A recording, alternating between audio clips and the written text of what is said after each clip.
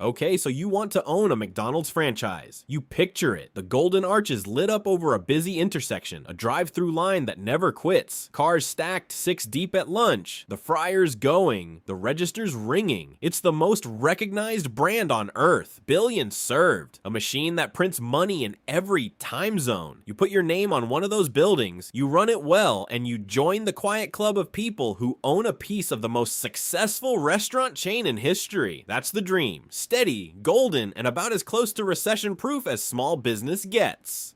A license to sell the world's most famous hamburger on the busiest corner in town. Sounds simple. It is not simple. Because here's the thing, nobody spells out at the discovery day. When you sign that agreement, you are not really buying a burger business. You're not even really buying a McDonald's. You're signing a lease. And the landlord, the entity quietly collecting the biggest check you write every single month, is McDonald's itself. Read that again. The company you think you're partnering with is, in the most literal sense, your landlord. And once you understand that one fact, every number in this business changes shape. Let's start with what it costs to get in the door. McDonald's asks for a franchise fee of $45,000. That sounds almost reasonable. A rounding error against a brand this size. But the fee is the smallest number you will deal with. The real cost is building and equipping the restaurant, the kitchen, the grills, the fryers, the walk-in freezers, the drive-through technology, the seating, the signage, the point-of-sale systems. All in, opening a single McDonald's runs somewhere between 1.4 million and 2.5 million, and a typical new location lands right around 2.2 million.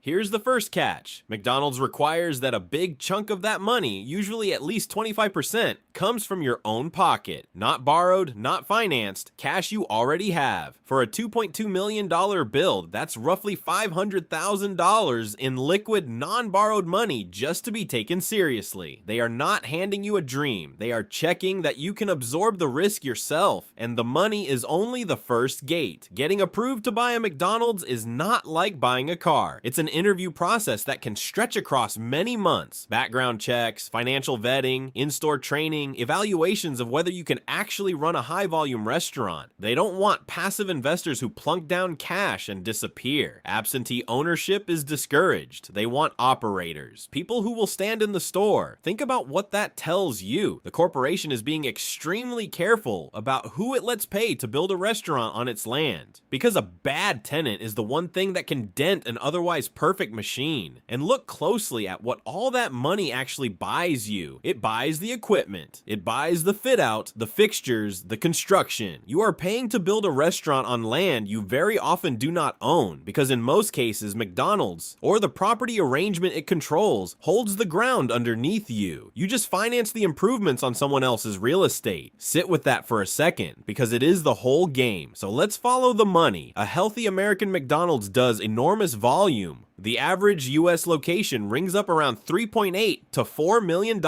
in sales a year. That is a staggering number for a restaurant. Drive-through, delivery, breakfast, the late crowd. It adds up fast. $4 million flowing through your registers. So you're rich, right? Watch what happens on the way down. Layer 1, food and paper. The actual burgers, buns, fries, cups, wrappers, and straws. The physical stuff you sell eats up roughly a third of every dollar. Call it 30 to 33%. On $4 million, that's about $1.3 million gone before you have paid a single employee.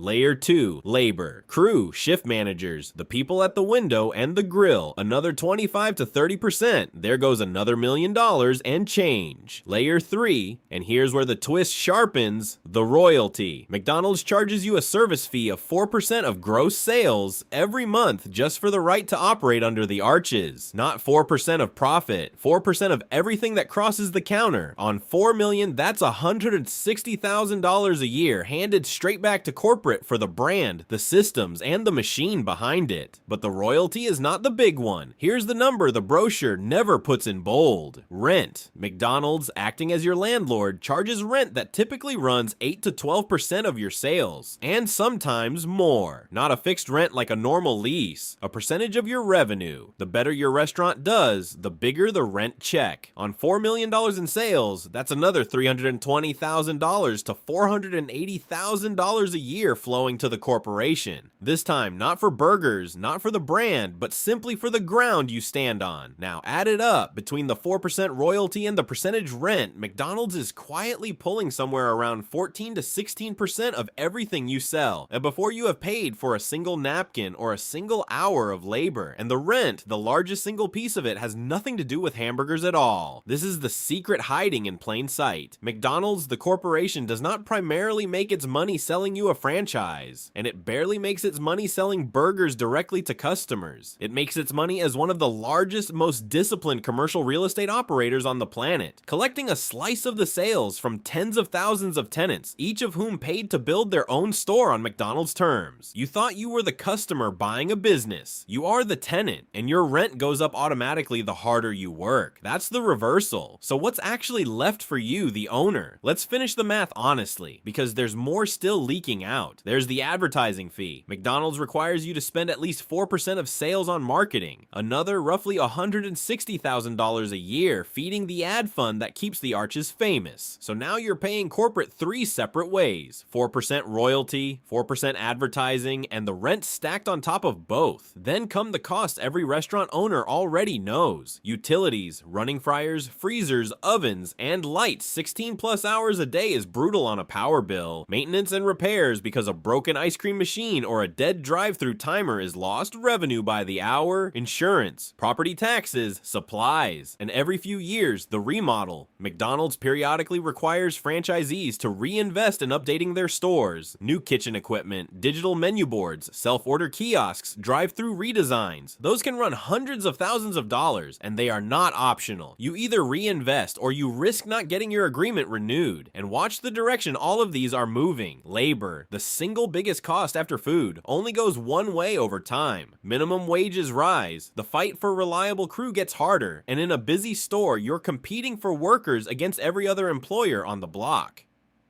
Food costs swing with commodity prices you don't control. A jump in beef or potatoes or cooking oil comes straight out of your margin because you can't just raise your prices past what McDonald's allows and what the customer down the street expects. You are squeezed from both ends, costs you can't cap, prices you can't freely set. And through all of it, the royalty and the rent keep taking their fixed percentage off the very top in good years and bad, no matter how the middle of your income statement is bleeding. So let's total it up. Out of roughly $4 million in sales, after food, after labor, after the royalty, after the rent, after advertising, after utilities and insurance and taxes and maintenance, the owner of a healthy, well-run McDonald's typically keeps somewhere around 5 or 6%. On $4 million, that's roughly $150,000 a year. Read that again. A business doing $4 million a year hands its owner about $150,000. It's a good living. It is a genuinely good living, but it's a thin, hard-earned slice of an enormous number, and it's what's left over only after the landlord, wearing the exact same golden arches as your sign, has taken its cut off the top first. Now here's the fragility built into the whole arrangement, and it comes straight from that landlord relationship. When you own a normal business on land you own, a bad year is survivable. You tighten up, you wait it out, the building is still yours. But you don't own the building. You have a 20-year agreement, and inside it, the leverage sits almost entirely on one side. If your sales slip, your percentage rent slips with them. That part actually helps. But your loan payments on that $2.2 million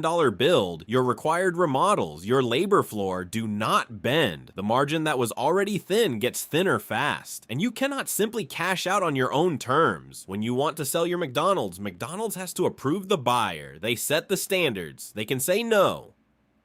At the end of your 20 years, renewal is not guaranteed, and if you haven't kept the store to standard, haven't done the remodels, haven't hit the marks, the agreement can simply end, and the location, the customer base you spent 2 decades building, reverts to the company that owned the ground the whole time. You built the business, they kept the asset. That is the quiet asymmetry. You take the operational risk, the staffing headaches, the broken equipment, the razor-thin margin, your personal cash on the line. They hold the land, collect a percentage off the top, whether you have a great year or a terrible one, and they control the exit. It is one of the most reliable business models ever built. It's just far more reliable for the landlord than it is for the tenant. And think about who's really taking the gamble at each new location. When McDonald's wants to open in a promising but unproven market, it doesn't have to risk its own capital building the restaurant and finding out if the corner works. A franchisee does that, puts up the 2+ million, takes the personal loan, works the 80-hour weeks to prove the site. If it succeeds, the corporation has a profitable tenant paying rent on land it owns. If it fails, the operator absorbs most of the loss, and the building sits on real estate the company still holds. Either way, the land stays on McDonald's books. That's the genius of it, and the trap of it in a single sentence. The tenants take the risk, and the landlord keeps the ground. And none of this was an accident. It was designed by a man most people have never heard of. When Ray Kroc started franchising McDonald's in 1955, he had a problem. The franchise model, the way everyone else ran it, barely made money. Charging franchisees a small percentage of sales on 15-cent hamburgers left almost nothing for headquarters. Kroc was expanding fast and nearly going broke doing it. Then a financial man named Harry Sonneborn looked at the business and saw what Kroc had missed.